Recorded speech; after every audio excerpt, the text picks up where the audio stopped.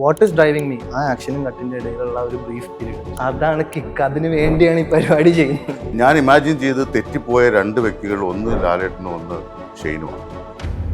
ജീവിതത്തിൽ ഷെയ്ൻ എങ്ങനെയാണോ വിഷമം വരുമ്പോ ഉമ്മാനെ വിളിച്ച്? വേറെ ആരും വിളിക്കും, ദൈവത്തിനെ വിളിക്കാൻ പറ്റുമെങ്കിൽ ഞാൻ വിളിച്ചേനെ.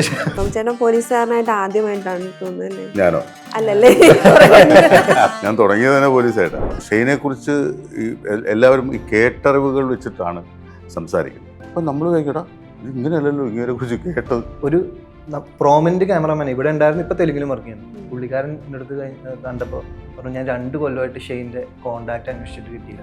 അതായത് അയാൾക്കൊരു പടം പ്ലാൻ ചെയ്യാൻ വേണ്ടി 2 കൊല്ലമായിട്ട് ഇവിടെയുള്ള ഇൻഡസ്ട്രിയിലുള്ള എല്ലാവരുടെ അടുത്തും എൻ്റെ നമ്പർ ചോദിച്ചിട്ട് കിട്ടിയില്ല. കൊടുക്കാത്തതാണോ കിട്ടാൻ? പിന്നെ എൻ്റെ നമ്പർ കിട്ടാൻ എന്താ ഞാനിത് പറയണത്, നിങ്ങൾ അടിവരെ ഇട്ട് വെച്ചു.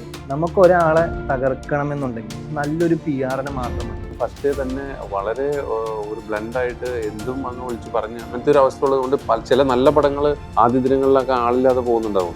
ഒരു പടത്തെ നശിപ്പിക്കാൻ വേണ്ടിയിട്ടോ അല്ലെങ്കിൽ അതിനകത്ത് അഭിനയിക്കുന്ന ആൾക്കാരെ നശിപ്പിക്കാൻ വേണ്ടിയിട്ടോ ബോധപൂർവം പറയാതിരിക്കുക എന്നുള്ളത് മാത്രം. അന്നത് ബാധിക്കേണ്ടായ കാരണം ഭയങ്കര അറ്റാച്ച്ഡ് ആയിരുന്നു ഞാൻ ആ പടത്തിൽ. നമ്മളിപ്പോൾ ആ ജോലി ചെയ്യുന്നു, അത് കഴിഞ്ഞു പോകുന്നു. ആ ഒരു മെച്യൂരിറ്റിയിലേക്ക് നമ്മൾ ആസ് എൻ ആക്ടർ എത്തിയേ പറ്റൂ. പണ്ട് അങ്ങനെയൊന്നും ആയിരുന്നില്ല. കഥാപാത്രത്തിന് ആ ഒരു വൈകിൽ അങ്ങനെ നടക്കും.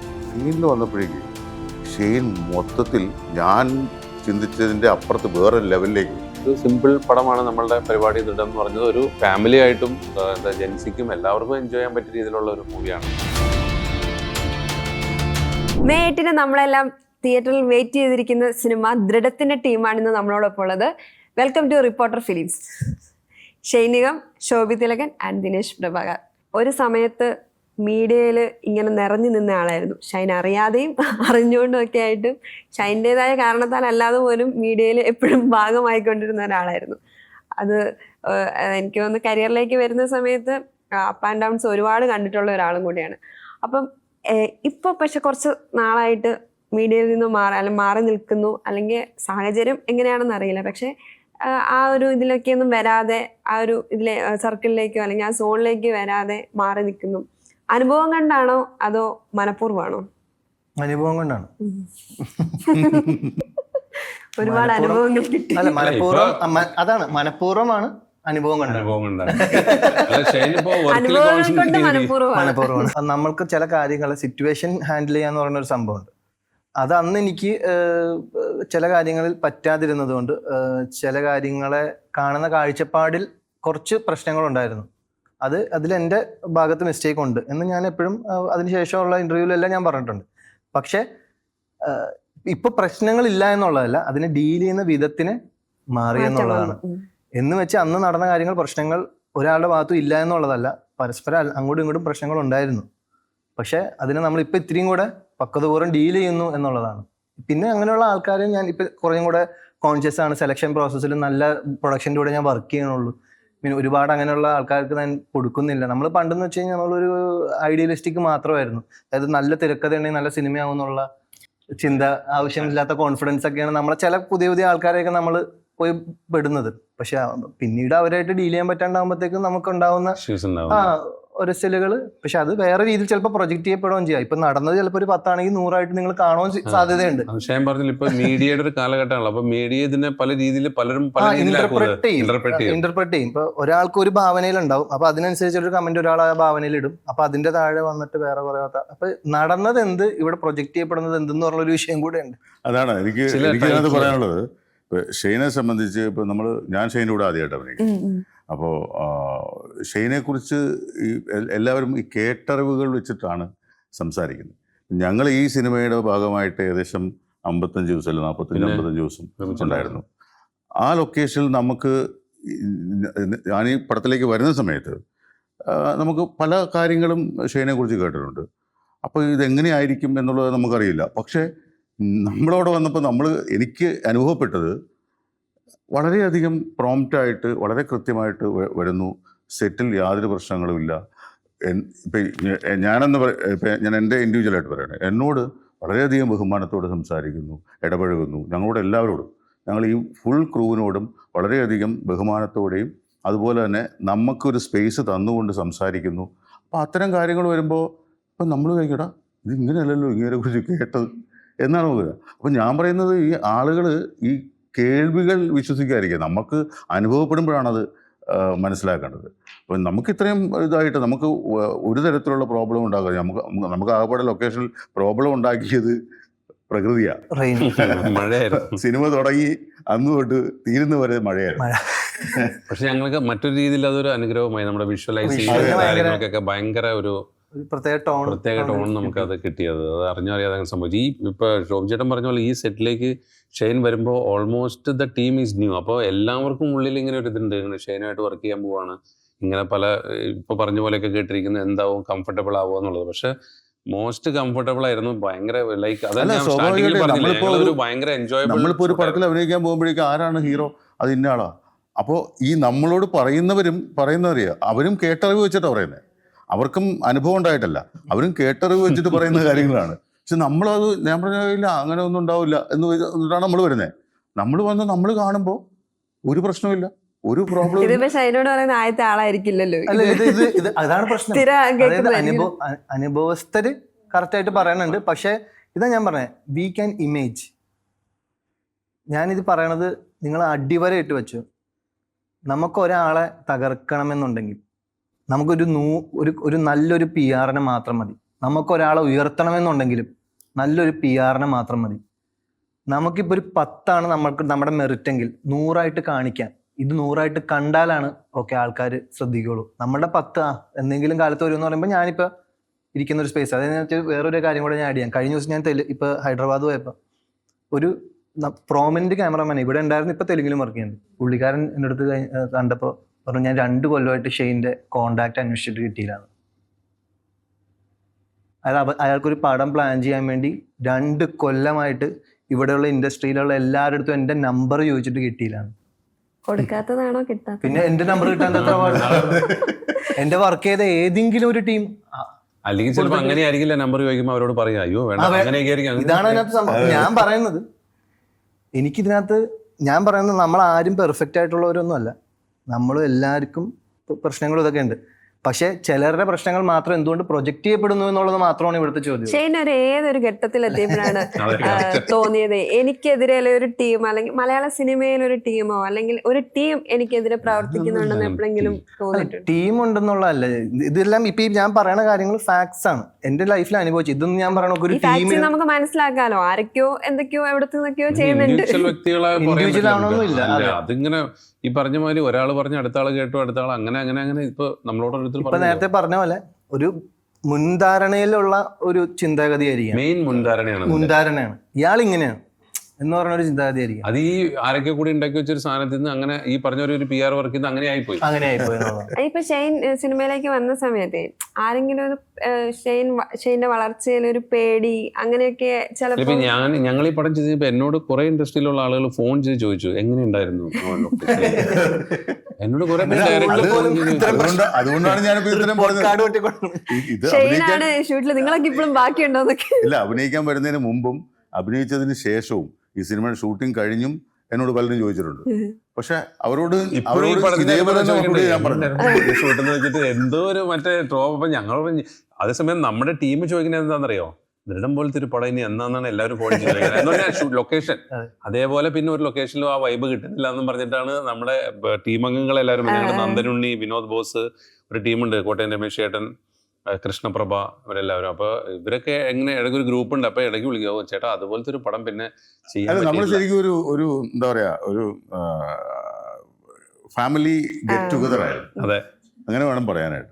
നല്ലൊരു വൈബായിരുന്നു. അതെ, ഞങ്ങള് എന്താ പറയാ നമ്മള് കുക്കിംഗ് ഉണ്ടായിരുന്നു അവിടെ. പിന്നെ ഈ പറഞ്ഞ എനിക്ക് ശോഭി ചേട്ടൻ ഫുഡൊക്കെ കൊണ്ടുവരാൻ ഞാനല്ല എന്റെ വൈഫ് കുക്ക് ചെയ്യായിരുന്നു. അപ്പോ ഈ പ്രൊഡക്ഷൻ ഫുഡ് കഴിച്ച് മടുക്കുമ്പോ ഇടയ്ക്കിടയ്ക്ക് നമ്മൾ ആഴ്ചയിൽ ഒരിക്കൽ എല്ലാവരും കുക്ക് ചെയ്ത് എല്ലാവരും വിളിച്ചിട്ട് ഫുഡ് കൊടുക്കും. അല്ല, അത് ഭയങ്കര രസമായിരുന്നു. പിന്നെ ചക്ക മാങ്ങ കാലഘട്ടമായിരുന്നു. ഇതിന്റെ ആളെന്ന് പറഞ്ഞ ദിനേശ. ദിനേശ് എന്റെ വൈഫിന്റെ അടുത്ത് പറഞ്ഞു, അപ്പൊ വൈഫ് കുക്ക് ചെയ്യുന്നു പറഞ്ഞു. ഇപ്പോൾ ദിനേശ് അതിന് വേണ്ട സാധനങ്ങളൊക്കെ വാങ്ങിച്ചു കൊടുക്കും. ഞങ്ങളെല്ലാം ഒന്നിച്ചാ താമസിക്കും. അപ്പോൾ സാധനങ്ങൾ വാങ്ങിച്ചു കൊടുക്കുമ്പോഴേക്കും ഓരോ ദിവസവും ഓരോരോ ഐറ്റമാണ്. പാൽക്കപ്പ, മീൻകറി, അങ്ങനെയുള്ള കാര്യങ്ങളൊക്കെ. ഷൈന്റെ ഫേവറേറ്റ് ഫുഡ് ഏതാന്ന് പറഞ്ഞിട്ടുണ്ട്. പാൽക്കപ്പൊക്കെ കഴിച്ചു. പാൽക്കപ്പ കൊണ്ടുവന്നായിരുന്നു, അടിപൊളിയായിരുന്നു. പാൽക്കപ്പയും മീൻകറി. പിന്നെ ഇതുപോലെ പലതരം മാങ്ങകള്, ചാമ്പക്ക, ഇതുപോലെ എന്താണ് ഓരോരുത്തരുടെ പറമ്പിൽ കാണുന്നത് അവിടെ നിർത്തി അവരോട് ചോദിക്കുന്നു, പറയുന്നു. ലൊക്കേഷനിൽ പോകുമ്പോഴും അല്ലെങ്കിൽ വീട്ടിൽ പോയിട്ട് വരുമ്പോഴൊക്കെ മാങ്ങ, ചക്ക, അങ്ങനെയുള്ള കാര്യങ്ങളൊക്കെ കൊണ്ടുവരും. അപ്പോൾ അങ്ങനെ ചെയ്യുന്ന സമയത്ത് നമ്മുടെ സംവിധായകൻ മാർട്ടിൻ വൈകുന്നേരം ആകുമ്പോൾ എന്നെ വിളിച്ചിട്ട് ചോദിക്കും, ചേട്ടാ ഇന്ന് എന്താ സ്പെഷ്യൽ? എന്തിനാണെന്നറിയോ? പ്രൊഡക്ഷൻ ഫുഡ് വേണമെന്ന് പറഞ്ഞു. അവിടെ വന്നിട്ടേ കഴിക്കുള്ളൂ. അങ്ങനെ ഒരു ദിവസം കൊഞ്ച് കിട്ടി. അപ്പോൾ കൊഞ്ച് നമ്മള് കൊഞ്ച് മോളി ഉണ്ടാക്കി. അപ്പൊ അത് ഞാൻ ഷെയ്നോട് ചോദിച്ചു, ഷെയ്ൻ കുറച്ച് കൊഞ്ചുമോളി ഉണ്ട് കൊണ്ടിട്ട്. ഇല്ല, എനിക്ക് അലർജിയാണ്, ഞാൻ കഴിക്കില്ല എന്ന് പറഞ്ഞു. അപ്പൊ ഞാൻ പറഞ്ഞല്ല, കുറച്ചൊന്ന് കഴിച്ചു നോക്ക്, ചിലപ്പോൾ ഇഷ്ടപ്പെട്ടാലോ. ഈ അലർജി എന്ന് പറയുന്നത് ചിലപ്പോൾ ആ സമയത്ത് കഴിച്ച കൊഞ്ചിന്റെ പ്രശ്നമായിരിക്കാം എന്ന് പറഞ്ഞു. ശരി കേട്ടോ, എന്നാലും കുറച്ച് മതി എന്ന് പറഞ്ഞു. അങ്ങനെ ഞാനൊരു പാത്രത്തിലാക്കി ഇത് കൊണ്ടുപോയി റൂമിൽ കൊണ്ടുപോയി അത് മൊത്തം കഴിച്ചു. അലർജി വന്നോ? ഇല്ല. ചിലർക്കുണ്ടല്ലോ മറ്റേ അത് കൂടാതെ പാട്ട് പാടല്, ഊണോ കളിക്കല്. ചിലപ്പോ മഴ വന്നിട്ട് ഒന്നും ചെയ്യാൻ പറ്റാണ്ട് നമ്മൾ ഇങ്ങനെ സ്റ്റക്കായി നിൽക്കുമ്പോൾ നമ്മൾ ആ സമയത്ത് എന്ത് ചെയ്യും? എന്നപ്പോ പാട്ട് പാടാം. അപ്പൊ ഞങ്ങൾ പാട്ട് പാടുന്നു, ഊനോ കളിക്കുന്നു, ഇങ്ങനെയൊക്കെയായിരുന്നു. സെറ്റിനെ കുറിച്ചിട്ടാണ് നമ്മളോട് ഓരോരുത്തർ ഫോൺ ചെയ്തിട്ട് അതെ ആകെ പ്രശ്നമായിരുന്നു, അങ്ങനെ ഉണ്ടായിരുന്നു ചോദിക്കുമ്പോ ഇല്ലേ നമ്മള് കഥയിലാണ് പ്രശ്നങ്ങളുള്ളത്.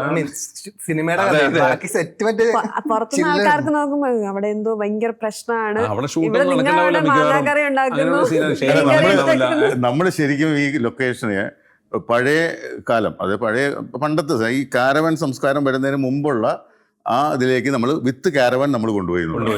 കാരണം നമ്മളെ ആദ്യം വന്ന സമയത്ത് കാരവാനിലെ ഒരു പോർഷനിൽ ഞങ്ങൾ, ഇപ്പുറത്തെ പോർഷനിൽ ഫീമെയിൽ ഇരിക്കുന്നു, 2 പോർഷനാണ്. കുറച്ച് കഴിഞ്ഞപ്പോഴേക്കും നടുക്കത്തെ ഡോറങ്ങ് ഓപ്പണായി. നമ്മള് എല്ലാവരും ഒന്നിച്ചായി. ആ സ്പീക്കറൊക്കെ കൊണ്ടുവന്ന് കരോക്കെ, ഗാനമേള, യൂണോ കളി, അങ്ങനെയുള്ള കാര്യങ്ങളൊക്കെ ആയിട്ട്. പിന്നെ ആക്ടേഴ്സ് മാത്രമല്ല, നമ്മുടെ ഡയറക്ഷൻ ടീമും വരും, നമ്മുടെ കോസ്റ്റ്യൂം ഡിപ്പാർട്ട്മെന്റ്, എല്ലാവരുമായിട്ടൊരു അങ്ങനത്തെ ഒരു അവസ്ഥയിലാണ് പോയത്. അതേ പറഞ്ഞത്, അതുകൊണ്ടാണ് ഈ ടീം അംഗങ്ങൾ ഫോൺ ചോദിക്കുന്നത്, ഇനി അതുപോലത്തെ ഒരു പടം എന്നാ ചേട്ടാ എന്ന് പറഞ്ഞ് ചോദിച്ചിട്ട്. അപ്പോഴാണ് വേറെ കോൾ ഇൻഡസ്ട്രി ചെയ്യുന്നത്, അവിടെ ഷൂട്ടും എല്ലാം നടന്നു.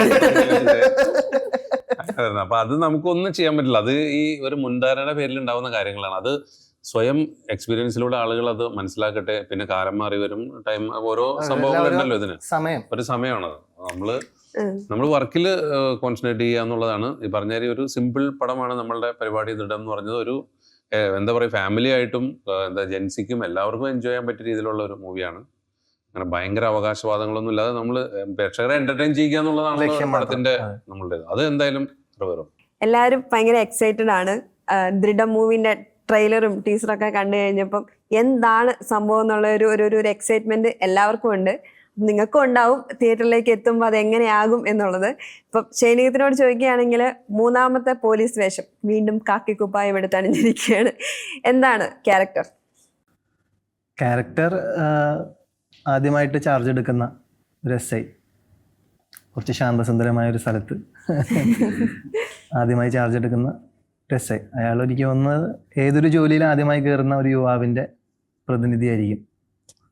അയാൾ എന്താ പറയുക, എല്ലാവരെയും ഡിപ്പെൻഡ് ചെയ്ത് നിൽക്കുന്ന, അതായത് മറ്റേ വന്ന ഉടനെ തന്നെ മറ്റേ ഭയങ്കര പവർഫുൾ ആണെന്നൊന്നും കാണിക്കുന്നതല്ല, വളരെ സാധാരണക്കാരനെ പോലെ, അതായത് വൾണറബിൾ ആയിട്ടുള്ള, വിഷമം വരുമ്പോൾ അമ്മ സമാധാനിപ്പിക്കേണ്ടി വരുന്ന ആളെയും പോലത്തെ ഒരു സാധാരണക്കാരന്റെ റെപ്രസെന്റേഷനാണ്. ജീവിതത്തിൽ ഷൈൻ എങ്ങനെയാണോ മറ്റേ വിഷമം വരുമ്പോൾ ഉമ്മാനെ വിളിച്ച്? വേറെ ആരും വിളിക്കും? ദൈവത്തിനെ വിളിക്കാൻ പറ്റുമെങ്കിൽ ഞാൻ വിളിച്ചതിന് ഇപ്പൊ ഷൈൻ ചെയ്യുന്ന പോലീസ് വേഷങ്ങൾ എടുക്കുകയാണെങ്കിൽ എല്ലാവരും സോഫ്റ്റ് പോലീസുകാരെ, എല്ലാവരും അങ്ങനെ ഭയങ്കര മാസ് കാണിക്കുന്നു അങ്ങനത്തെ ഒന്നുമല്ല. ഭയങ്കര സോഫ്റ്റ് ആയിട്ടുള്ള ക്യാരക്ടേഴ്സ് ആണ് 3 പോലീസുകാരും ഇപ്പൊ ചെയ്തിരിക്കുന്നത്. ഒരു നെസ്റ്റോർ ബോയ് എന്നുള്ള ഒരു സാധനം നമുക്ക് എല്ലാവർക്കും ഷെയ്ൻ്റെ അടുത്തുണ്ട്. അതുകൊണ്ടാണ് ഇനി അങ്ങനത്തെ ക്യാരക്ടേഴ്സ് വരുന്നത്. ചിലപ്പോൾ അതും കൊണ്ടായിരിക്കാം. പക്ഷെ ഇപ്പം ഞാൻ മനസ്സിലാക്കുന്നതെന്ന് വെച്ച് കഴിഞ്ഞാൽ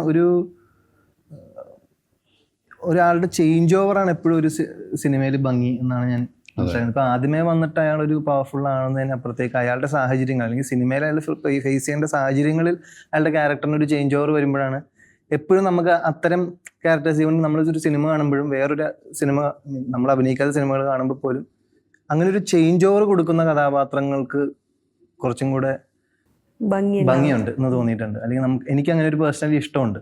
അപ്പോൾ ആ ഒരു ചേഞ്ച് ഓവർ കൃത്യമായിട്ട് ഈ സിനിമയിലുണ്ട്. ഇത് ഒരു തവണയല്ല ചേഞ്ച് ഓവർ, ആ ഒരു ഗ്രാഫുണ്ട്. പല കാര്യങ്ങളിലൂടെ പോകുമ്പോഴും ഇയാളുടെ കഥാപാത്രത്തിൽ മാറ്റങ്ങൾ ഉണ്ടാകുന്നുണ്ട്. അതാണ് എനിക്ക് ഇഷ്ടവും. ശോഭിച്ചേട്ടാ, വീണ്ടും ശോഭിച്ചേട്ടൻ പോലീസുകാരനായിട്ട് ആദ്യമായിട്ടാണ് തോന്നുന്നല്ലേ? ഞാനോ? അല്ലല്ലേ? ഞാൻ തുടങ്ങിയത് തന്നെ പോലീസായിട്ടാണ്. ആണല്ലേ? ഓക്കെ. ശോഭിച്ചേട്ടനെ കണ്ടാലും ഒരു പോലീസുകാരനെ അതുകൊണ്ട് എന്തായാലും അങ്ങനത്തെ ക്യാരക്ടേഴ്സ് കിട്ടുമായിരിക്കും. അതെ, എന്റെ ഭാഗത്തൊന്നും മിസ്റ്റേക്ക് ആണ്.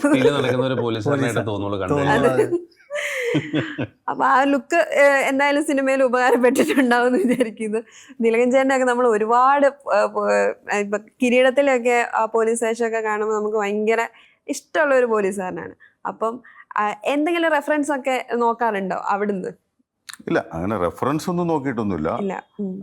ഒരുപാട് പോലീസ് വേഷങ്ങൾ ചെയ്തിട്ടുണ്ട്.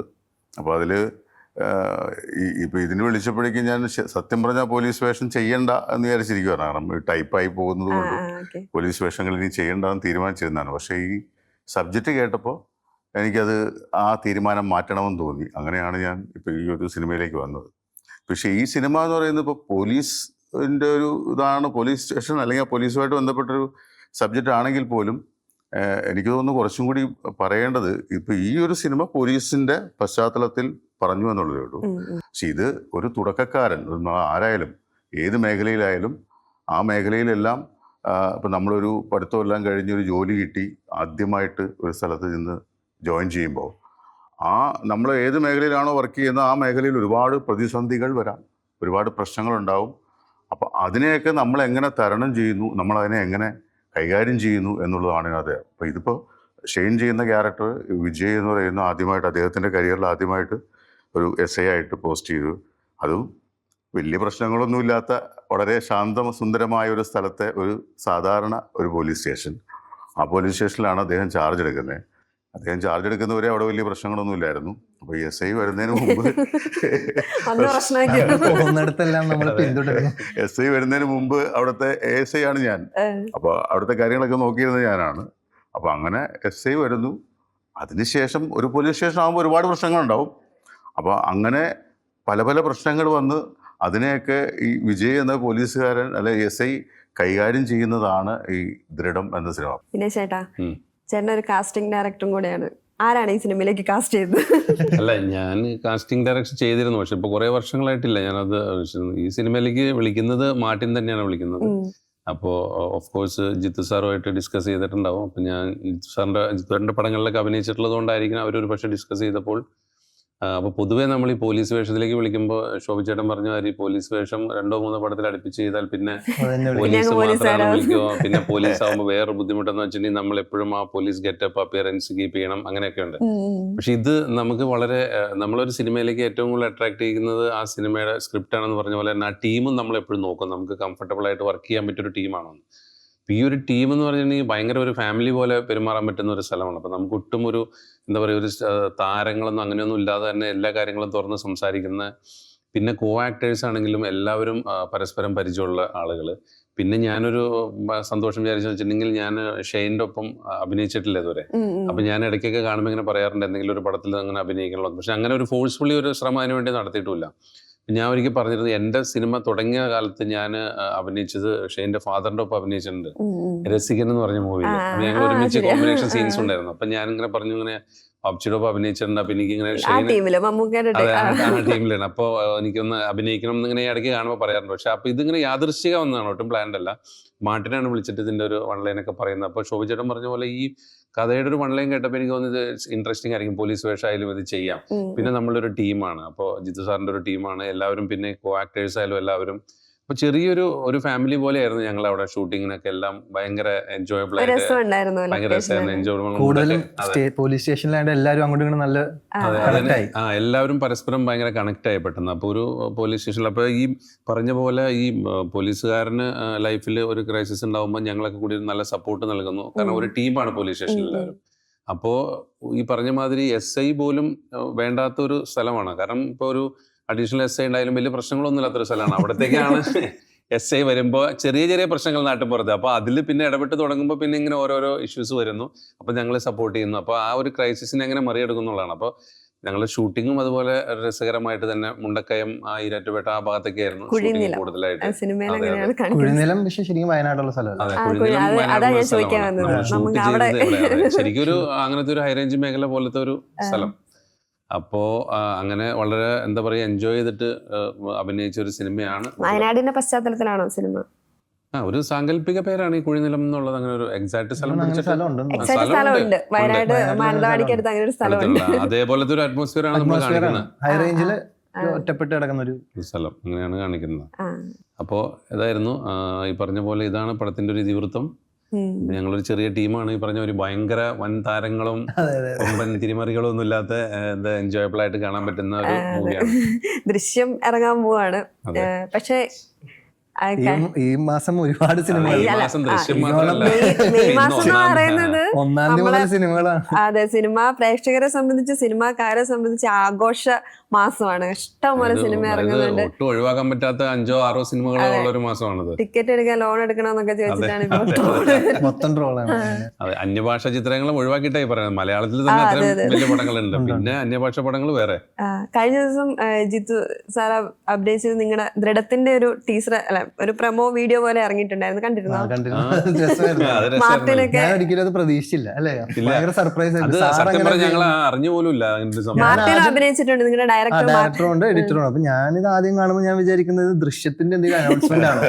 കുറച്ച് കഴിയുമ്പോൾ ദൃഢത്തിന് ട്രെയിലർ ഉണ്ടായിന്ന് പറയുമ്പോൾ അവരെ നമുക്കത് അത് ഇതാക്കി മറ്റേ പോലീസ് സ്റ്റേഷനിൽ നിന്ന് തൂമ്പയായിട്ട് വരുന്ന പോലെ വരുന്നു. അപ്പൊ അതേ ഒരു മൂഡിലൊക്കെ ഷൂട്ട് ചെയ്യുന്നു. ദൃശ്യം 3യുടെ ഒരു പ്രൊമോ ആണ് വരുന്നതെന്നാണ് വിചാരിച്ചത്. നമ്മൾ അങ്ങനെ വിചാരിച്ചിരുന്നത് നേരെ ദൃഢത്തിന്റെ. ദൃഢ മൂവി പ്രസന്റ് ചെയ്യുന്നത് ജിത്തു ജോസഫ് ആണ്. ജിത്തു ജോസഫ് തന്നെയാണ് ഷെയ്നെ സിനിമയിലേക്ക് വിളിച്ചതെന്നും പറഞ്ഞു കേട്ടിട്ടുണ്ടായിരുന്നു. അപ്പൊ എങ്ങനെയായിരുന്നു ആ ഒരു കോളും, അത് എങ്ങനെയായിരുന്നു റിയാക്ഷൻ ഒക്കെ? വിളിച്ചത് ജിത്തു സാറിന്റെ മകളാണ്. കെറ്റീനെ വിളിച്ചു. ജിത്തു സാറിന് ഒരു പടം പ്രൊഡ്യൂസ് ചെയ്യാൻ ആഗ്രഹമുണ്ട്, സാറിന്റെ അസോസിയേറ്റ് ആണ് ചെയ്യുന്നതെന്ന് പറഞ്ഞു. അപ്പൊ ഇത് നമ്മൾ ആ ഒരു ശരിക്കും പറഞ്ഞാൽ ഈ ഒരു മേഖലയിൽ അല്ലെങ്കിൽ ഇങ്ങനെ ഒരു ടീമിൽ നിന്നും എനിക്കൊരു കോള് സിനിമ വന്നിട്ടില്ല. അല്ലെ, നമ്മൾ ചെയ്യുന്ന വേറൊരു അത് തന്നെ എനിക്കൊരു അത്ഭുതമായിരുന്നു. അപ്പൊ ഇതിനു മുമ്പ് ഇതേ ഒരു സർപ്രൈസ് കിട്ടിയത് പ്രിയൻ സാർ വിളിച്ചപ്പോഴാണ്. എന്ത് ഒരു പ്രത്യേകിച്ച് ഒരു കണക്ഷൻ ഇല്ലാത്തൊരു എന്ന് പറയുന്നത് ഇതിപ്പോ എന്ത് വിളിച്ചേ സംഭവം വരുമല്ലോ.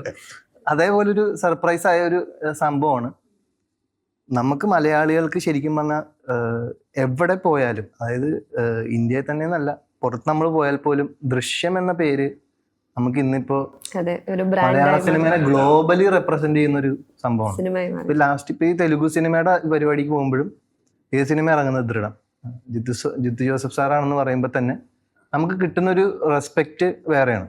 അപ്പോൾ ഈ ഒരു പേര്, ആ ഒരു ബ്രാൻഡിങ് അതിന്റെ ഭാഗമാകാൻ കഴിയുന്നു. അതിനപ്പുറത്തേക്ക് വലിയൊരു സന്തോഷമില്ല. പിന്നെ ഓഫ് കോഴ്സ് അതിന്റെ കൂടെ തന്നെ നമ്മളോട് പറഞ്ഞ എനിക്ക് കഥയും കഥാപാത്രവും ഇഷ്ടപ്പെട്ടു. ചേട്ടാ, ഇപ്പൊ ചില സിനിമകൾ നമ്മൾ തിയേറ്ററിൽ വരുമ്പം ആളുകൾ അത് അക്സെപ്റ്റ് ചെയ്യാതെ, അല്ലെങ്കിൽ അത് ചിലപ്പോൾ ആളുകൾ അത് പോയി കാണാൻ ഉള്ള ശ്രമം നടത്താതെ OTT വരുമ്പോൾ അത് ഭയങ്കര ചർച്ചയാകുകയും ആ സിനിമ ഇത് തിയേറ്ററിൽ തന്നെ പോയി കാണേണ്ട സിനിമയായിരുന്നു എന്നൊക്കെ നമ്മൾ ചിലപ്പോൾ വിചാരിക്കാറുണ്ട്. അങ്ങനെയുള്ള ഒരു ഡിഫറൻസ്, അല്ലെങ്കിൽ അങ്ങനെ സിനിമയെ കാണുന്നതിനെ കുറിച്ച് ചേട്ടൻ എന്താ പറയാനുള്ളത്? അല്ല, അതിനെക്കുറിച്ച് നമ്മൾ പല ഘടകങ്ങളാണ് അതിനകത്ത് വരുന്നത്. കാരണം ഈ തിയേറ്ററിൽ ചിലപ്പോൾ ആ റിലീസിങ്ങിൻ്റെ ഒരു സാഹചര്യമാണ്. അത് ആ പടം റിലീസ് ചെയ്യുന്ന സമയം, അന്നേരത്തെ ഉള്ള സിറ്റുവേഷൻസ് അനുസരിച്ച് ചിലപ്പോൾ തിയേറ്ററിൽ ആൾ വരില്ല. അത് OTT വരുമ്പോഴേക്കും ആളുകൾ കാണുമ്പോഴേക്കും അത് നല്ല പടമാണല്ലോ എന്ന് തോന്നുന്നതാണ് അതിനകത്ത് ഒരു സ്വാഭാവികമായിട്ട് വരുന്നത്. പിന്നത്തെ കാര്യം എന്ന് പറഞ്ഞാൽ ഈ ഒരു പടം ഇറങ്ങി കഴിയുമ്പോഴേക്കും കുറേ ആളുകൾ ഇതിനെക്കുറിച്ച് നമ്മൾ ഇത്രയും ദിവസം കഷ്ടപ്പെട്ട് സിനിമ ചെയ്തിട്ട് വരുമ്പോഴേക്കും ഒറ്റ ദിവസം സിനിമ കണ്ടിട്ട് ആ സിനിമയെക്കുറിച്ച് ബോധപൂർവം മോശം കമൻറ്റുകൾ വരുമ്പോഴേക്കും ആളുകൾ കയറില്ല. പക്ഷേ അത് OTT വരുമ്പോഴേക്കും ആളുകൾ ഇത് കുഴപ്പമില്ല, അന്ന് അയാൾ അങ്ങനെ പറഞ്ഞാണല്ലോ എന്നൊക്കെ തോന്നും. അപ്പോൾ അതാണ് അതിൻ്റെ സാഹചര്യം. പക്ഷെ അതോരോ സിനിമയുടെ തലവര പോലെ ഇരിക്കുമെന്നാണ് എനിക്ക് പറയാനുള്ളത്. പിന്നെ ചോദിച്ചിട്ട് എനിക്ക് തോന്നിയിട്ടില്ല, ഇപ്പോൾ ഈ തിയേറ്ററിൽ ഇറങ്ങുന്നതും OTT വരുന്നതും തമ്മിലുള്ള വലിയ കാലതാമസം ഒഴിവായില്ല. അപ്പോൾ ആളുകൾ ഇതിനെക്കുറിച്ച് ഒന്ന് സംസാരിച്ച് വരുമ്പോൾ 2 ആഴ്ച കഴിയുമ്പോഴത്തേക്കും പടം തിയേറ്ററിൽ പോയി, അതാണ് ഒരു 3-ാമത്തെ ആഴ്ച കഴിയുമ്പോൾ OTT വന്നു. അപ്പോൾ പെട്ടെന്ന് OTT എത്തി. അപ്പൊ അതിപ്പോ എന്തോ ഒരു ഡിസ്കഷൻ നടക്കേണ്ട ഇത്ര പീരിയഡിന് ശേഷമാണ് OTT അതെ. ഇപ്പൊ തന്നെ ഞാൻ അഭിനയിച്ച ആശാൻ എന്ന് പറയുന്ന സിനിമ നമ്മള് അതിന്റെ റിലീസിങ് സമയത്ത് കുറെ കോളേജുകളിലൂടെയൊക്കെ പോയി, പല സ്ഥലത്തായിട്ട് പോയി. അപ്പൊ ഇവിടെയൊക്കെ നമ്മൾ പോയി അവരോട് പറഞ്ഞ് ഇത് പടം കാണണം, നല്ല പടമാണെന്ന് കാണണം എന്നൊക്കെ പറഞ്ഞു കഴിഞ്ഞ് ഇവരിത് അറിഞ്ഞും കേട്ടും ഒക്കെ പറഞ്ഞ് അങ്ങോട്ടും ഇങ്ങോട്ടും ഒക്കെ പറഞ്ഞപ്പോൾ കോളേജുകളിൽ പോകുമ്പോൾ അവരൊക്കെ ചിലപ്പോൾ ഹോസ്റ്റലിൽ താമസിക്കുന്നവരൊക്കെ അപ്പോൾ അവർ വീട്ടിൽ പോയി പറഞ്ഞ് വീട്ടുകാരൊക്കെ ആയിട്ട് വേണ്ടേ പോകാൻ. അങ്ങനെ വരുമ്പോഴേക്കും തിയേറ്ററിൽ പടമില്ല. അപ്പോൾ പിന്നെ അവർക്ക് കാണാൻ വേറെ നിർവാഹമില്ല. ഈ ആശാൻ ഇറങ്ങിയ സമയത്ത് നല്ല ഒപ്പീനിയൻ ആയിരുന്നു പൊതുവെ പടത്തെ കുറിച്ചിട്ട്. മാത്രമല്ല ആ പടത്തിൽ ആശാനെ സംബന്ധിച്ച് അതിന്റെ പാട്ട് പടം ഇറങ്ങുന്നതിന് മുമ്പ് ഭയങ്കര ഹിറ്റായിരുന്നു. നല്ല ഹിറ്റ്. പിന്നെ ഇന്ദ്രൻ സാറിന്റെ സിനിമ കാണാൻ ഇപ്പൊ ആളുകൾക്ക് ഒരു പ്രത്യേക താല്പര്യമുണ്ട്. ഇന്ദ്രൻ സാർ പൊതുവെ ജോൺ പോളിന്റെ പടങ്ങള് OTT-ലാണ് ഹിറ്റാവാറ്. അതെ. അപ്പൊ ഇതൊരു ഇപ്പൊ ഇങ്ങനെ ഒരു ഇത് നടക്കുന്നുണ്ട്. ഈ പറഞ്ഞ പോലെ ഇപ്പൊ നമ്മള് ഒത്തിരി ഓൺലൈൻ ഇന്റർവ്യൂസ് ഒക്കെ നമ്മൾ കൊടുക്കുന്നുണ്ട്, ഓൺലൈൻ ആളുകളുണ്ട്. പക്ഷെ ഈ ശോഭി ചേട്ടൻ പറഞ്ഞ ഒരു പടം റിലീസാവുമ്പോൾ ആ പടത്തിന്റെ പിന്നിലുള്ള എഫേർട്ട് ഈ കാണുന്നവനെ അറിയണമെന്നൊരു നിർബന്ധമില്ല. പക്ഷെ എന്നാലും പലരും വന്നിട്ട് ഫസ്റ്റ് ഡേ തന്നെ വളരെ ഒരു ബ്ലണ്ടായിട്ട് എന്തും അങ്ങ് വിളിച്ച് പറഞ്ഞ് അങ്ങനത്തെ ഒരു അവസ്ഥ ഉള്ളതുകൊണ്ട് ചില നല്ല പടങ്ങൾ ആദ്യ ദിനങ്ങളിലൊക്കെ ആളില്ലാതെ പോകുന്നുണ്ട്. അതുകൊണ്ട് നല്ല സിനിമകൾക്കാണ് ഞാൻ പറയും. മോശം സിനിമനെ മോശമായിട്ട് പറയുന്നതിന് കുഴപ്പമുണ്ടായിട്ടില്ല. പക്ഷെ ഇപ്പൊ ഇതൊരു പ്രോപ്പറായിട്ടുള്ള ഓൺലൈൻ ചാനലുകളല്ലാതെ ഇൻഡിവിജ്വൽ ആളുകൾ വെറുതെ മൊബൈൽ എടുത്തിട്ട് റിവ്യൂ അങ്ങ് ചെയ്യാം. അതാണ് ഞാൻ അവര് വളരെ ഓപ്പൺ മെയിൻ ആയിട്ടുള്ള മാധ്യമ പ്രവർത്തകരെ അല്ല ഞാൻ പറയുന്നത്. ഈ ഇപ്പൊ ഒരു ഫോൺ എന്താണ് ഫോണുള്ളവരെല്ലാവരും ചാനൽ മുതലാളികളാണ്. അതാണ് വിഷയം. അപ്പൊ നല്ല റിവ്യൂ കൊടുക്കുന്ന അല്ലെ നല്ല റിവ്യൂ എല്ലാവരും നല്ലത് പറയണമെന്നല്ല പറയുന്നത്, ആ ജെന്യുവനായിട്ടുള്ള അഭിപ്രായങ്ങൾ പറയുന്നതാണ്. അല്ലാതെ ഒരു പടത്തെ നശിപ്പിക്കാൻ വേണ്ടിയിട്ടോ അല്ലെങ്കിൽ അതിനകത്ത് അഭിനയിക്കുന്ന ആൾക്കാരെ നശിപ്പിക്കാൻ വേണ്ടിയിട്ടോ അല്ലെങ്കിൽ അതിനെ സംവിധായകനെ നശിപ്പിക്കാൻ വേണ്ടിയിട്ടോ ബോധപൂർവം പറയാതിരിക്കുക എന്നുള്ളത്. അതാണ് നമ്മൾ പറയുന്നുള്ളൂ. അല്ലാതെ പടത്തിനെ കുറിച്ച് കൃത്യമായ അഭിപ്രായം പറയണമെന്നൊന്നും ആരും പറയുന്നില്ല. പക്ഷെ ഇത് പലപ്പോഴും ഇത് വന്ന് ഒരു കുറച്ച് പേർക്ക് താല്പര്യമില്ലാത്തതിനെ കുറിച്ച് അഭിപ്രായം പറയാം, അങ്ങനെയൊക്കെയായി മാറുന്നുണ്ട്. അപ്പൊ അത് ഒരു പരിധി വരെ ഇപ്പൊ മുമ്പ് പറഞ്ഞ ക്വസ്റ്റ്യനുമായിട്ട് കണക്ട് ചെയ്ത് പറഞ്ഞാണ്. നല്ല സിനിമകൾ ഇറങ്ങിയിട്ടും ചിലപ്പോൾ എന്തുകൊണ്ട് തിയേറ്ററിൽ ഓടുന്നില്ല, പിന്നെ OTT-ൽ വരുമ്പോൾ പറയും അയ്യോ ഞങ്ങൾ കണ്ടില്ലല്ലോ നല്ല സിനിമയായിരുന്നു എന്ന ആളുകൾ പറയുന്നതിന്റെ ഒരു കാരണം പറഞ്ഞതാണ്. പക്ഷെ ഇതിനൊരു ശരിക്കും ഞാൻ മനസ്സിലാക്കിയ ഒരു കാര്യം, നമ്മുടെ സിനിമ കറക്റ്റ് നമ്മളതിൽ 3 ദിവസമേ ഉള്ളൂ. പണ്ട് നമുക്ക് ഈ വേർഡ് ഓഫ് മൗത്ത് എന്ന് പറഞ്ഞൊരു പരിപാടിക്ക് സ്കോപ്പ് ഉണ്ടായിരുന്നു. ഇന്ന് നമ്മുടെ കയ്യിലുള്ള 3 ദിവസം, ഫ്രൈഡേ, സാറ്റർഡേ, സൺഡേ. ഈ 3 ദിവസം നിങ്ങൾ ഒച്ച ഉണ്ടാക്കി, അതായത് പടക്കം പൊട്ടിച്ച് തൃശ്ശൂർ പൂരം പോലെ പടക്കം പൊട്ടിക്കണം. ഞാനിത് ചുമ്മാ പറയുന്നതല്ല, എൻ്റെ അനുഭവത്തിൽ എന്ന് പറയുന്നത് നമ്മൾ ഇൻഫ്ലുവൻസേഴ്സിനെ കൊണ്ട് പറയിപ്പിക്കണം. ഇതെല്ലാം ഇവിടെ നടക്കുന്ന കാര്യങ്ങളാണ്. ഞാനിതൊന്നും മറ്റേ എക്സ്ട്രാ ആയിട്ട് ഊഹിച്ചു പറയുന്ന കാര്യങ്ങളല്ല. We should higher all the influencers. അവരവിടെ നമ്മൾ പടം കാണുന്നതായിട്ട് വീഡിയോ ഇടണം, അവർ റിവ്യൂ ഇടണം. ഇത് ഇൻഫ്ലുവൻസേഴ്സ് മാത്രമല്ല, അല്ലാണ്ടുള്ള ഒരുപാട് പേജുകളിൽ നമ്മുടെ കണ്ടന്റ് സ്പ്രെഡ് ആവണം. That this movie is good.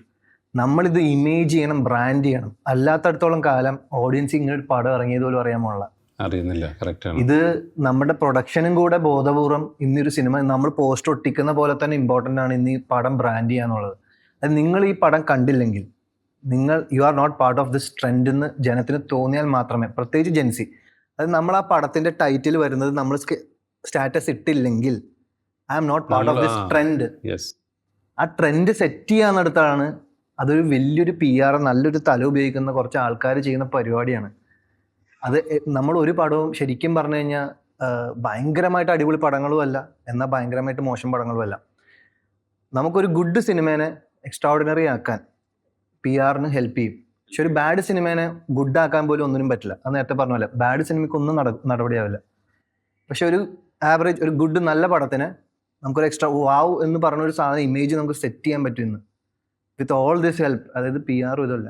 അത് ഞാൻ പറയുന്ന ഒരു ഗുഡ് സിനിമേനെ കേട്ടോ. മോശം സിനിമയെ നമുക്കൊന്നും ചെയ്യാൻ പറ്റില്ല. അതെ, കാരണം ആളുകൾ ഒത്തിരി കാര്യങ്ങളിൽ ഭയങ്കര തിരക്കാകുമ്പോൾ അവരുടെ ശ്രദ്ധ ഇതിലേക്ക് വരണമെങ്കിൽ നമ്മൾ ഇതുപോലെ മാർക്കറ്റ് ചെയ്തേ മതിയാവുള്ളൂ. ഭയങ്കരമായിട്ട്. അതായത് ഇപ്പൊ ഈവൻ നമ്മൾ ബുക്ക് മൈ ഷോ തുറക്കുമ്പോൾ അതിനകത്തുള്ള റേറ്റിംഗ്, ഇതെല്ലാം നമുക്കിന്ന് ചെയ്യാൻ പറ്റുന്ന കാര്യങ്ങളാണ്. ഇതെല്ലാം വലിയ വലിയ സ്ഥാപനങ്ങളും വലിയ വലിയ റെസ്പെക്റ്റഡ് പൊസിഷൻസും ആണ്. പക്ഷെ ഇതെല്ലാം ഇന്ന് നമുക്ക് അത്യാവശ്യം ട്വീക്ക് ചെയ്യാൻ മാർക്കറ്റിംഗ് ടൂൾസ് ആണ്. അത് ചെയ്യാത്തടത്തോളം കാലം നമ്മുടെ പ്രൊഡ്യൂസർ പറഞ്ഞ ആള് വന്നിട്ടില്ല എന്ന് പറഞ്ഞാൽ ഒരു അർത്ഥവും ഇല്ല. അതൊരു ഫാക്റ്റാണ്. അത് ഇന്നത്തെ റിയാലിറ്റിയാണ്. അത് എല്ലാവർക്കും അറിയാവുന്ന ഒരു പരസ്യമായ രഹസ്യമാണെന്ന് മാത്രമേ ഉള്ളൂ. ഇതെല്ലാം നമുക്ക് ട്വീക്ക് ചെയ്യാൻ പറ്റും. ഇതൊന്ന് മാറ്റി നിർത്തിയിട്ട് അല്ല, ഒരു ഇതിപ്പോ സിനിമ ഒരു സിനിമയുടെ കൊണ്ടുവരാന്നുള്ളത് ഭാഗമായി ഇത് ഇത് കാലം അതാ ഞാൻ മാറിയപ്പോ പറഞ്ഞത്, നേരത്തെ പോസ്റ്റർ ഒട്ടിക്കുന്ന പോലെയാണ് ഇപ്പൊ ഈ ഇപ്പൊ ഈ സംഭവം പരിപാടി പരിപാടി. ഇത് നമ്മൾ ചെയ്യണം. അപ്പോഴാണ് ജനം ഓക്കെ, ഈ പടത്തിന് ആള് വരുന്നുണ്ട് കേട്ടോ. നമ്മൾ മഞ്ഞ കത്തി കിടക്കണം കുറെയൊക്കെ നമ്മൾ ചെയ്യുന്ന പരിപാടി ഉണ്ട്. ഇന്നിപ്പോൾ മറ്റേ എക്സിക്യൂട്ടീവ്സ് ടൈ കെട്ടി വന്നിട്ട് തിയേറ്റർ മാനേജർ എന്ന് പറഞ്ഞ ആൾക്കാരുണ്ട്. ഇതൊക്കെ എനിക്ക് അറിയാവുന്ന എന്താ വെച്ചാൽ നമ്മൾ ലാസ്റ്റ് 2-3 പടങ്ങളിൽ നമ്മൾ കൂടുതലായിട്ട് പ്രൊഡക്ഷനിൽ ഇൻവോൾവ് ചെയ്തപ്പോൾ അവർ പറയണ കാര്യങ്ങളിൽ നിന്നാണ് ഞാൻ മനസ്സിലാക്കിയത്. ഇതിനു മുമ്പ് ഞാനൊരു പടം പ്രൊഡ്യൂസ് ചെയ്താണെങ്കിൽ അത് ഡയറക്റ്റ് OTT ആയിരുന്നു. അപ്പോൾ എനിക്ക് ഇത്തരം കാര്യങ്ങൾ അറിഞ്ഞുകൂടായിരുന്നു. പക്ഷെ ഇത് നമ്മൾ നോക്കുമ്പോൾ ഇത് ഇങ്ങനെയൊക്കെ കുറെ പരിപാടികളുണ്ട്. So it will look like അപ്പൊ എന്ന് വെച്ചാൽ നമ്മൾ ഒരു ഓഡിയൻസ് ടിക്കറ്റ് എടുക്കാൻ നോക്കുമ്പോൾ അതിന് ആളുണ്ട് കേട്ടോ, എടുക്കാം. ഇതൊക്കെ ബുക്ക് മൈ ഷോ തുറക്കുമ്പോൾ റേറ്റിംഗ് നോക്കിയിട്ടാണ് ഓൾമോസ്റ്റ് എല്ലാവരും പടം റിലീസ് ആവുന്നതിന് മുമ്പ് ബുക്ക് മൈ ഷോയിൽ എത്ര ബുക്കിംഗ് വന്നു എന്നുള്ളതൊക്കെ വലിയ ട്രെൻഡായിട്ട് വലിയ ട്രെൻഡാണ്. ഇത് നമുക്ക് ചെയ്യാൻ പറ്റും. ആയിട്ട് പോവാണത്. ഇതൊക്കെ നമ്മൾ നമ്മുടെ പ്രൊമോഷന്റെ ബഡ്ജറ്റിൽ പെടുന്ന കാര്യങ്ങളായിട്ട് ഇന്ന് മാറിയിരിക്കുകയാണ്. കുമ്പളങ്ങി നൈറ്റ്സ് പോലെ അല്ലെങ്കിൽ RDX പോലുള്ള ഹിറ്റ് പടങ്ങൾ ഷെയ്നിന്റെ കരിയറിൽ സംഭവിച്ചിട്ടുണ്ട്. ഒരു സൈഡിൽ ഫെയിലർ ആയിട്ടുള്ള കുറച്ച് മൂവീസും ഉണ്ട്. അപ്പൊ ഈ സക്സസ് മെയിൻറ്റെയിൻ ചെയ്യാൻ ഒരു ബുദ്ധിമുട്ടായിട്ട് തോന്നിയിട്ടുണ്ടോ? ബുദ്ധിമുട്ട് കാര്യം നമ്മളിപ്പോൾ ഈ കുമ്പളങ്ങി നൈറ്റ് ചെയ്യുമ്പോഴോ RDX ചെയ്യുമ്പോഴോ ഇത് സക്സസ് ആവുമെന്ന് വിചാരിച്ച് ചെയ്ത പടങ്ങളല്ല. അല്ലെങ്കിൽ പിന്നീടുള്ള സിനിമകളൊന്നും നമ്മൾ ഇത് സക്സസ് ആകും അല്ലെങ്കിൽ ഇത് മോശമാകും എന്ന് വിചാരിച്ച് നമ്മൾ ഒരു പടവും ചെയ്യുന്നില്ല. നമ്മൾ അങ്ങനെ വിചാരിക്കുന്നില്ല. ഇല്ല, നമ്മൾ രണ്ടും വിചാരിക്കുന്നില്ല എന്നുള്ളതാണ്. അങ്ങനെ ഞാൻ എന്തെങ്കിലും അപ്പം നമ്മളിപ്പോൾ ഒരു ഓക്കെ ഈ സിനിമയ്ക്ക് ഒരു സ്കോപ്പ് അങ്ങനെ നമ്മൾ വിചാരിക്കുന്നത് ചിലപ്പോൾ അത് നടക്കണമെന്നില്ല. അപ്പോൾ ബേസിക്കലി അത് നോക്കിയാൽ നമുക്ക് ഈ ജോലി നമുക്ക് ചെയ്യാൻ പറ്റില്ല. എന്നെ ഡ്രൈവ് ചെയ്യുന്നത് ഈ ആക്ഷനും കട്ടിൻ്റെ ഇടയിൽ നമ്മൾക്കുള്ളൊരു ആ ഒരു ബ്രീഫ് പീരീഡിലുള്ളൊരു കിക്കുണ്ട്. അതൊരു ആക്ടറിന് മാത്രം മനസ്സിലാവുന്ന കാര്യമാണ്. അത് കിട്ടാനാണ് അല്ലെങ്കിൽ അതിന് വേണ്ടിയിട്ടാണ് ഞാനൊരു പടം ചെയ്യുന്നത്. അതിൽ നമുക്ക് പറ്റുന്ന കഥാപാത്രമാണോ പറ്റുന്ന ടീമാണോ എന്നുള്ളത് മാത്രമേ നോക്കുന്നുള്ളൂ. ബാക്കി സക്സസ്സും ഫെയിലിയറും നമുക്കൊന്നും പറയാൻ പറ്റില്ല. ഇപ്പോൾ അത് കഴിഞ്ഞിട്ട് ഈവൻ ബൾട്ടി എന്ന് പറഞ്ഞൊരു പടം വന്നു. അത് സാമാന്യമായിട്ട് നല്ലൊരു രീതിയിൽ പോയൊരു സിനിമയായിരുന്നു.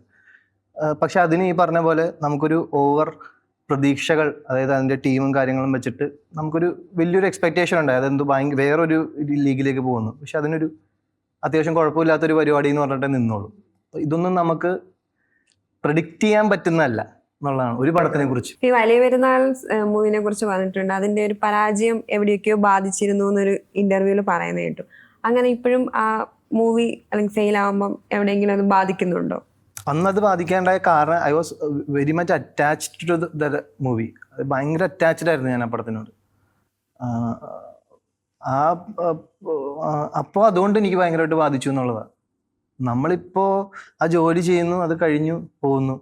ആ ഒരു മെച്യൂരിറ്റിയിലേക്ക് നമ്മൾ ആസ് എൻ ആക്ടർ എത്തിയേ പറ്റൂ. അത് നമുക്ക് വേറെ നിവൃത്തിയില്ല. ഇപ്പോൾ ഒരു കഥാപാത്രം ചെയ്യുമ്പോഴും ആ കഥാപാത്രം അവിടെ ഇട്ടിട്ട് വരേണ്ട ഒരു ആവശ്യം നമുക്കുണ്ട്. അതിന് നമുക്ക് വീട്ടിലേക്ക് കൊണ്ടുവരാൻ പറ്റില്ല. അല്ലെങ്കിൽ അന്നെങ്കിലും നമ്മളത് കളയണം. എന്നാലും നമുക്ക് നമ്മുടെ ഒരു പേഴ്സണൽ ലൈഫ് ഉണ്ടാവുള്ളൂ.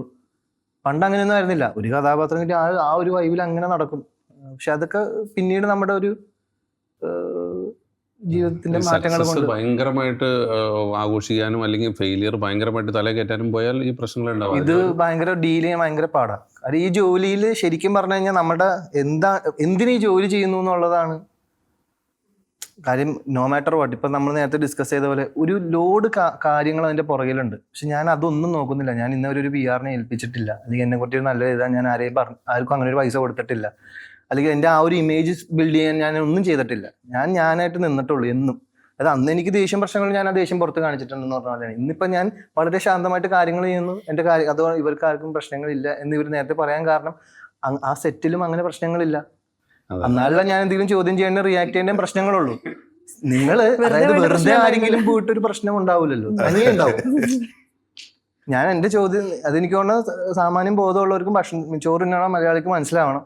അതായത് ഞാൻ ഒരിടത്തും പോയിട്ട് ആരെയും ചൊറിഞ്ഞ് പ്രശ്നം വെറുതെ ഇരിക്കണവനെ വന്ന് ചൊറിഞ്ഞ് അത് നിവർത്തി കെട്ടി ക്ഷമ കെട്ടുന്ന സമയത്ത് മാത്രം ഇയാൾ റിയാക്ട് ചെയ്യുമ്പോൾ ആ റിയാക്ഷൻ മാത്രം മറ്റേ വലുതായിട്ട് കാണിച്ച പ്രശ്നങ്ങൾ എൻ്റെ ലൈഫിൽ ഉണ്ടായിട്ടുള്ളൂ. പക്ഷേ വാട്ട് എവർ ഇറ്റ് ഈസ്. അപ്പൊ ഇത്രയും കാര്യങ്ങൾ നമ്മൾ ഫേസ് ചെയ്ത് പോകുമ്പോഴും വാട്ട് ഈസ് ഡ്രൈവിംഗ് മീ, ആ ആക്ഷനും കട്ടിന്റെ ഇടയിലുള്ള ഒരു ബ്രീഫ് പീരീഡ്, അതാണ് നമ്മുടെ കിക്ക്. അതാണ് കിക്ക്. അതിന് വേണ്ടിയാണ് ഈ പരിപാടി ചെയ്യുന്നത്.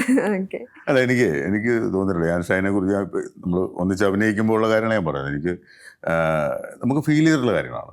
ഇപ്പം ഞാൻ ഷൈൻ്റെ പടങ്ങൾ കണ്ടിട്ടുള്ള ഇപ്പോൾ കുമ്പളങ്ങി നൈറ്റ്സ് അതുപോലുള്ള RDX അങ്ങനെയുള്ള കുറച്ച് പടങ്ങൾ ഞാൻ കണ്ടിട്ടുണ്ട്. പക്ഷെ അവിടെയൊക്കെ ഇദ്ദേഹത്തിൻ്റെ ഒരു ക്യാരക്ടർ വേറെ ഒരു രീതിയിലായിരുന്നു. ഇതുപോലത്തെ ഇപ്പം നമ്മുടെ ഇപ്പോൾ ദൃഢത്തിലെ ഈ പോലീസ് ഓഫീസറുടെ ലുക്കേ അല്ല.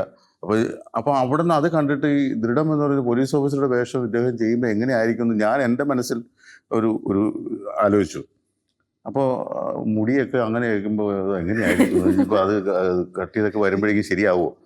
പക്ഷെ വന്ന് നമ്മുടെ പോലീസ് ലുക്കിൽ വന്നു കഴിഞ്ഞപ്പോൾ എനിക്ക് തോന്നുന്നു അവിടെ വന്നിട്ട് മുടി വെട്ടിയിരുന്നു അല്ലേ? ഞാൻ സെറ്റിൽ വന്നിട്ടാണ് മുടി വെട്ടിയത്. അവിടെ വന്നപ്പോഴേക്കും ആള് വേറെ ഇതിലേക്ക് മാറി. ആ ഒരു മെച്യൂരിറ്റി, എനിക്ക് തോന്നുന്നു അദ്ദേഹത്തിൻ്റെ ഇത്രയും നാളത്തെ അഭിനയ ജീവിതത്തിൽ കുറച്ച് മെച്യൂരിറ്റി വന്നിട്ടുണ്ട്. ആ മെച്യൂരിറ്റിയാണ് ഇപ്പോൾ കാണിക്കുന്നത്. അത് ആരും മനഃപൂർവ്വം ഇത് വെറുതെ പ്രശ്നം ഉണ്ടാക്കാൻ ആരും പോകില്ല. ഇങ്ങോട്ട് ആരെങ്കിലും എന്തെങ്കിലും പറയുമ്പോൾ ഓട്ടോമാറ്റിക്കലി ഓരോരുത്തരുടെ ഏജിന്റെ ഫാക്ടർ ഉണ്ട്. 19 വയസ്സിൽ സിനിമയിൽ വന്ന ആളാണ്. അപ്പം ആ ഒരു പ്രായം തൊട്ടുള്ള ആ പ്രായത്തിന്റെ സമയത്ത് ചെയ്യുന്ന പടങ്ങളും അങ്ങനത്തെ പടങ്ങളാണ്. ഡാർക്ക് പരിപാടികൾ ഉണ്ടായിരുന്നു. എനിക്ക് പേഴ്സണലി ഉള്ള അനുഭവമാണ് ഞാൻ പറയുന്നത്. ഇപ്പം ഞാൻ ലാലേട്ടൻ്റെ കൂടെ 2 പടം അഭിനയിച്ചിട്ടുണ്ട്, ഷെയ്ൻ്റെ കൂടെ 1 പടം അഭിനയിച്ചിട്ടുണ്ട്. അപ്പം നമ്മളിപ്പോൾ ഒരുപാട് എക്സ്പീരിയൻസ്ഡ് ആയിട്ടുള്ള അല്ലെങ്കിൽ കുറച്ച് ഹീറോ ലെവലിലൊക്കെ നിൽക്കുന്ന ആളുകളുടെ കൂടെ അഭിനയിക്കുമ്പോൾ, അല്ലെങ്കിൽ കുറേ അധികം സിനിമകൾ ചെയ്തിട്ടുള്ള ആളുടെ കൂടെ അഭിനയിക്കുമ്പോൾ നമുക്ക് സ്വാഭാവികമായിട്ടും നമ്മൾ ഒരു സീൻ പ്ലാൻ ചെയ്യുമ്പോഴേക്കും നമ്മൾ വിചാരിക്കും, അപ്പോൾ നമ്മൾ ആ സീൻ വായിക്കുമ്പോൾ വിചാരിക്കും, ഇത് ഞാനിങ്ങനെ ഡയലോഗ് പറയാം, മറ്റേ പുള്ളി ഇങ്ങനെ ആയിരിക്കും പറയുക എന്നൊക്കെ നമ്മളൊരു ധാരണയിലെത്തും. അപ്പോൾ ആ ഡയലോഗിൻ്റെ മെറിറ്റ് അനുസരിച്ച് അത് എങ്ങനെയായിരിക്കും പെർഫോം ചെയ്യുക എന്നുള്ളത് ഓപ്പോസിറ്റ് നിൽക്കുന്ന ആൾ എങ്ങനെ പെർഫോം ചെയ്യുന്നു നമ്മൾ മനസ്സിൽ കണ്ടിട്ടാണ് നമ്മൾ നമ്മുടെ ഡയലോഗ് നോക്കുന്നത്. അപ്പോൾ അങ്ങനെ പറയാം എന്നൊക്കെ പറഞ്ഞ് നമ്മളിങ്ങനെ വായിക്കുന്ന സമയത്ത് ഇങ്ങനെ ഒരു ഇമാജിൻ ചെയ്യും. ഇതിൽ ഞാൻ ഇമാജിൻ ചെയ്ത് തെറ്റിപ്പോയ 2 വ്യക്തികൾ, ഒന്ന് ലാലേട്ടനും ഒന്ന് ഷെയ്നുമാണ്. കാര്യം എന്താ അറിയോ, ഞാൻ റാമിൽ അഭിനയിക്കുന്ന സമയത്ത് ഞാനും ലാലേട്ടനുമായിട്ട് കോമ്പിനേഷൻ ഒരു സീന്. ആ സീനിൽ ഇങ്ങനെ പുള്ളിക്കാരൻ ഇങ്ങനെ എന്തോ, ഞാൻ അതിൻ്റെ പടം ഇറങ്ങാത്തതുകൊണ്ട് അതിൻ്റെ ഡീറ്റെയിൽ പറയുന്നില്ല. പുള്ളി വരുമ്പോൾ ഞാൻ പുള്ളിയെ തടഞ്ഞു നിർത്തി സംസാരിക്കുന്നതാണ്. അപ്പം ഞാൻ വിചാരിച്ച ഡയലോഗ് എഴുതിയിരിക്കുന്നു അനുസരിച്ച് പുള്ളി ഇങ്ങനെ വരുന്നു, ഞാൻ തടഞ്ഞു നിർത്തുന്നു, സംസാരിക്കുന്നു, പോകുന്നു. ഞാൻ അവിടെ ഷോട്ട് ആക്ഷൻ പറഞ്ഞപ്പോഴേക്ക് ഈ വന്ന് തടഞ്ഞു നിർത്തുന്നതൊക്കെ വിട്ട് പുള്ളിക്കാരൻ നേരെ ഇങ്ങ് വന്ന് എനിക്ക് തടഞ്ഞു നിർത്തിയേ പറ്റൂ, അങ്ങനത്തെ ഒരു അവസ്ഥയിൽ വന്നു. അപ്പോൾ അതുപോലെ തന്നെ ഇപ്പോൾ ഷെയ്നുമായിട്ട് അഭിനയിച്ചപ്പോൾ ഒരു സീനിൽ നമ്മളിങ്ങനെ ഇത് ഷെയ്ൻ ഇങ്ങനെ ആയിരിക്കും പറയാം, അപ്പോൾ നമ്മളിങ്ങനെ പറയാം എന്ന് വെച്ചു. പക്ഷെ നമ്മളൊരു സീനിൽ വന്നപ്പോഴേക്ക് ഷെയ്ൻ മൊത്തത്തിൽ ഞാൻ ചിന്തിച്ചതിൻ്റെ അപ്പുറത്ത് വേറെ ലെവലിലേക്ക് പോയി. അപ്പോൾ സ്വാഭാവികമായിട്ടും നമുക്കും ആ രീതിയിൽ റിയാക്ട് ചെയ്യേണ്ടി വരും. അപ്പം അങ്ങനെ ഒരു വ്യക്തിയായിട്ടാണ് ഒരു ആർട്ടിസ്റ്റ് എന്ന നിലയിൽ, ഒരു നടൻ എന്ന നിലയ്ക്ക് ഇദ്ദേഹത്തിൻ്റെ ഒരു ട്രാൻസ്ഫോർമേഷൻ എനിക്ക് ഭയങ്കരമായിട്ട് അത്ഭുതം ഉണ്ടാക്കിയ ഒരു സംഭവം. ഞങ്ങള് സീനിന്റെ ഇടയ്ക്ക് മാറി ഡിസ്കസ് ചെയ്തിട്ടുള്ളത് ഈ സീൻ ഇപ്പൊ ഇങ്ങനെയാവും നമ്മൾ വിചാരിച്ചില്ല എന്നൊക്കെ പറഞ്ഞിട്ട്